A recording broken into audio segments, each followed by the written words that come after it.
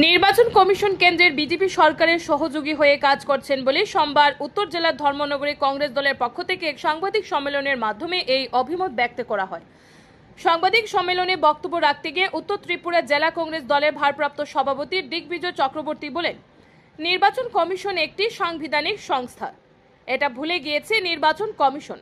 রাহুল গান্ধী দেশের ভোটার তালিকায় গড়মিল নিয়ে বিস্ফোরক তথ্য ফাঁস করেছে বলে উল্লেখ করেন উত্তর জেলার কংগ্রেস দলের সভাপতি দিগ্বিজয় চক্রবর্তী।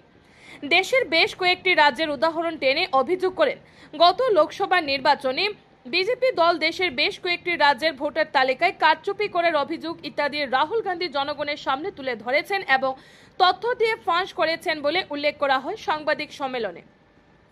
বিহারে ভোটার তালিকা সংশোধনের নামে প্রায় 65 লক্ষ ভোটারের নাম বাদ দিয়ে দেওয়া হয়েছে।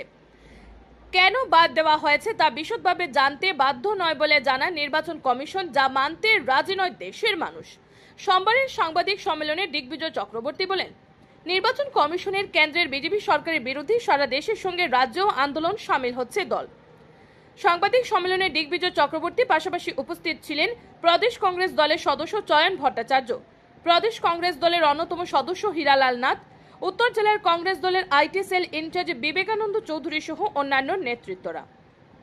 Bureau report RE Dharmanagar. আমরা লক্ষ্য করেছি হরিয়ানায়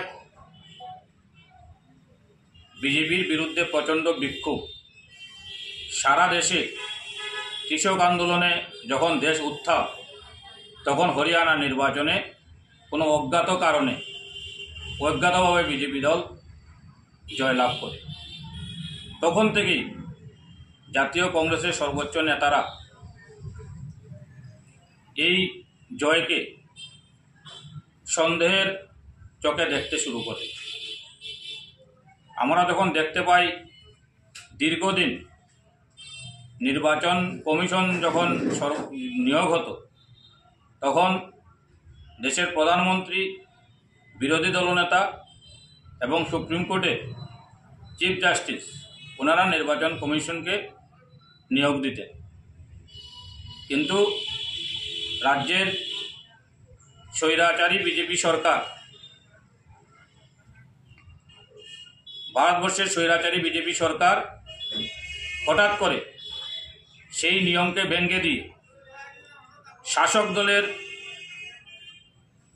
2 জন এবং বিরোধী দলনেতা 3 জন মিলে সুপ্রিম কোর্টের যে জাস্টিস নিয়োগে ছিলেন ওনাকে বাদ দিয়ে, যাতে সংখ্যাগরিষ্ঠভাবে, যেহেতু শাসক দলের 2 জন থাকবেন, অটোমেটিক সংখ্যাগরিষ্ঠ হয়ে যাবে, সংখ্যাগরিষ্ঠভাবে নির্বাচন কমিশনকে নিয়োগ দিলেন। দ্বিতীয়বার জাতীয় কংগ্রেস নেতারা সেই নির্বাচনকে লক্ষ্য করে নির্বাচন কমিশন নিরপেক্ষ কাজ করবে না সেই সন্দেহে অবতীর্ণ হলেন। তারপর একে একে মহারাষ্ট্র নির্বাচন, বিজেপি ভরাডুবি হওয়ার কথা, এখানে বিপুল জয়লাভ। মধ্যপ্রদেশ, ছত্তিশগড় একই অবস্থা। লাস্ট যে লোকসভা নির্বাচন হয়, তখনও কোনোভাবেই যখন বিজেপি জয়লাভের কথা নয়, তখন বিজেপি তৃতীয়বারের মতো ভারতবর্ষে সরকার গঠন করে। সর্বভারতীয় কংগ্রেস কমিটি কর্মসূচির অঙ্গ হিসাবে আজকে ভারতবর্ষের প্রত্যেক জেলার সঙ্গে ধর্মনগর জেলা কংগ্রেস ভবনে ভারতবর্ষের নির্বাচন কমিশন ভারতবর্ষের কোনো এক রাজনৈতিক দলের হয়ে কাজ করতে গিয়ে যেভাবে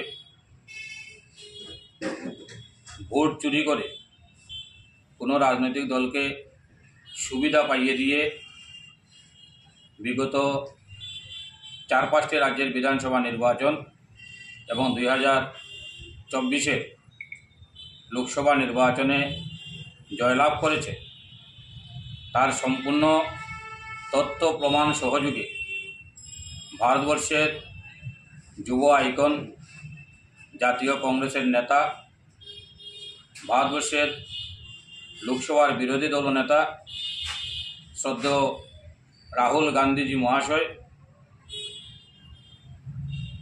ভারতবর্ষের সমস্ত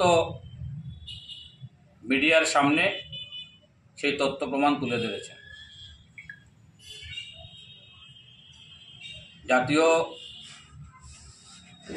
কংগ্রেস কমিটির নির্দেশে আজকে আমরা ধর্মনগর জেলা কংগ্রেস ভবনে তাই নিয়ে সংবাদ বার্তা আয়োজন করেছি। নেতারা সেই জয়লাভগুলিকে সন্দেহের চোখে দেখে ওনারা নির্বাচন কমিশনকে প্রত্যেকটি নির্বাচনের সিসি ফুটেজ এবং ডিজিটাল ভোটার লিস্ট দেওয়ার আবেদন করে, কিন্তু কোনো অজ্ঞাত কারণে ভারতবর্ষের নির্বাচন কমিশন সেই ডিজিটাল ভোটার লিস্ট আজ পর্যন্ত দেয়নি। তখন আমাদের জাতীয় কংগ্রেসের নেতা, দেশের বিরোধী দলের নেতা রাহুল গান্ধীজি বেঙ্গালোরের, কর্ণাটকের বেঙ্গালোর সিটির একটি অ্যাসেম্বলি, মহাদেবপুর অ্যাসেম্বলির ভোটার লিস্ট নিয়ে চর্চা শুরু করে, যা দীর্ঘ 6 মাস চর্চার পর বেরিয়ে আসে কিভাবে নির্বাচন কমিশন ভোটার লিস্টে কারচুপি করে, ভোট চুরি করে ক্ষমতা দখল করেছে।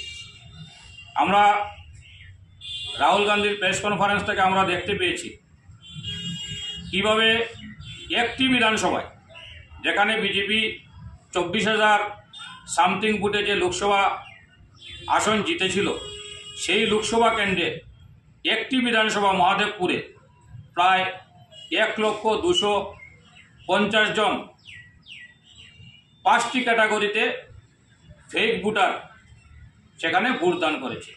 এইভাবেই ভারতবর্ষের প্রায় 30 থেকে 40টি সিট বিজেপি জয়লাভ করে তৃতীয়বারের মতো ক্ষমতা দখল করেছে। যদি এই সিটগুলি জয়লাভ করতো না, তাহলে ভারতবর্ষে আজকে এনডিএর সরকার থাকতো না।